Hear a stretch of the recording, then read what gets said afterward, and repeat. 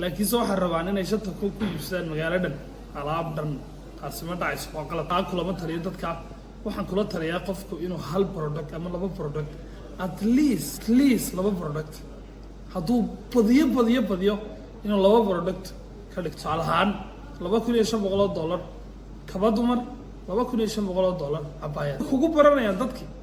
si fiicanna alaabtooda iibinaysaa waanay ma garatay waxayna noqonaysaa qof soo dejiya kaba dumar iyo cabaayad amaba kaba dumar iyo boorso amaba maxaa la odhan jiray saraawiil rag jeans foman iyo allahumma salli ala maxamed kaba rag inaha wax iskombilida oo isqaadanaya oo tusaalahaan haddii customerka ay maanta u baahdaan ku dhahaan niyo waxaan u baahannahay surwaalkii waa naga gaday ama naga iibsay aaway kabihii waxaad maaji kareenaya anigu inta badan dadka waxaan kula taliyaa in qof walba uu ka qaato meelaha lacagtiisa